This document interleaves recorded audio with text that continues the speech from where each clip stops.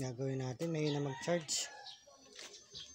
Mahina po siya mag-charge. Ngayon gagawin natin na papalitan natin ng charger yan. Papalit tayo ng rectifier. Babaklasin natin maya. Palitan natin yung rectifier. Mukhang nasira na yung charger niyan, luma eh. Full wave natin, full wave ng charger. Maya babaklasin ko lang muna. XRM, ipo-full wave natin ang charger para malakas mag-charge.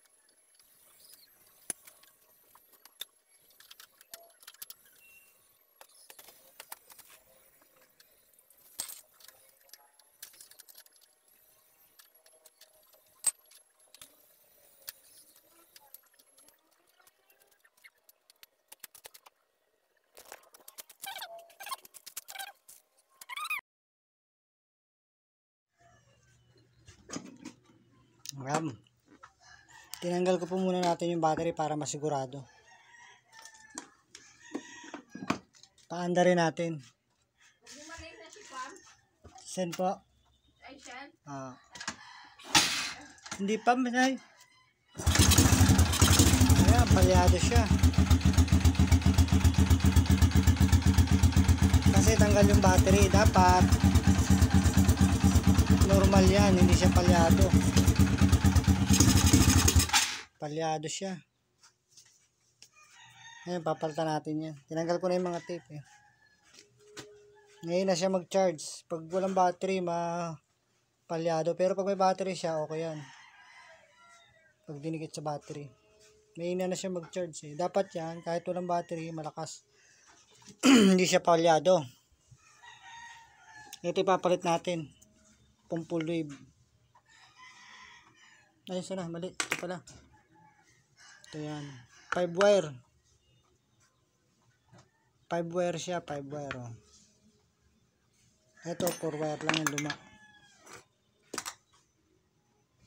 Full wave yung 5 wire. Pag full wave, yan, full wave. Hanapin nyo yung may black wire. Kasi yung black wire na yun yung magkocontrol ng charging niya.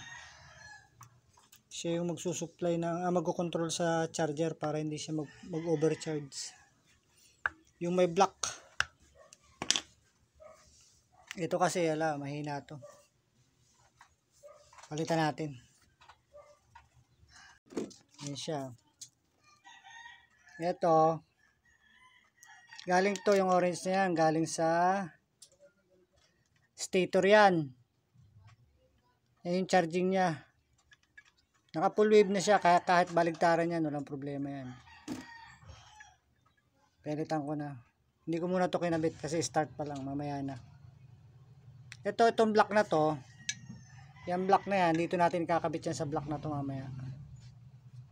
Dito sa accessories wire ng ano, dumaan na sa susi yan, accessories wire sa relay na. Yan, testingin lang muna natin. Ito, yan. Yan pink yellow na yan, charging yan, sa charging.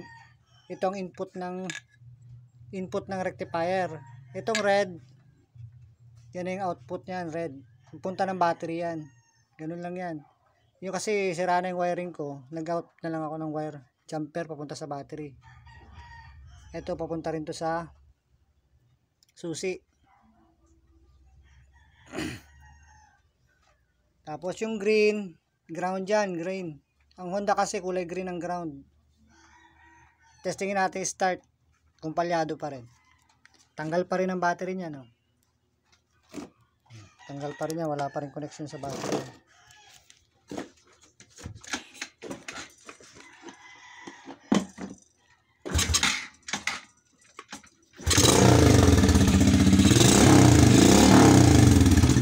Diba? Okay na, wala nang palya.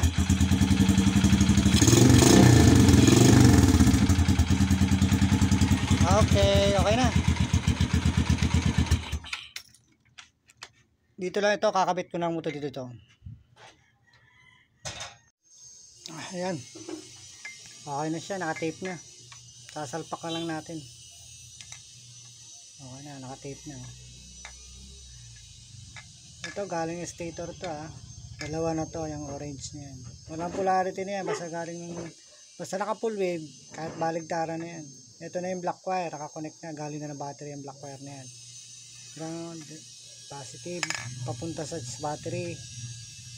Ito na yung papunta sa battery, charging. Ito naman, papunta to sa susi.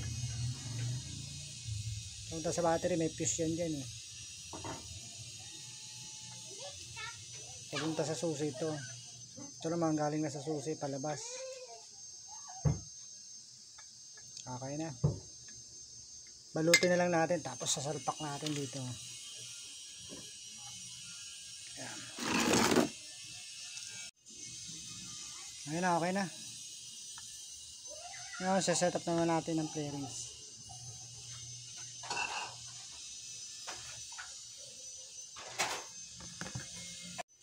Ayan, okay na, nakakabit na.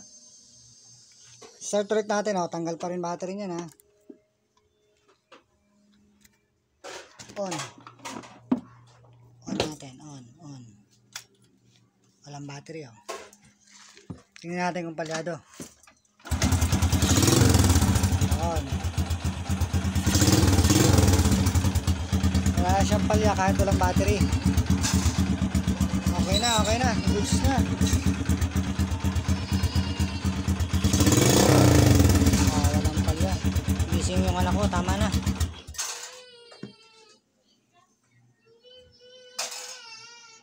Okay na siya, ayan, oh.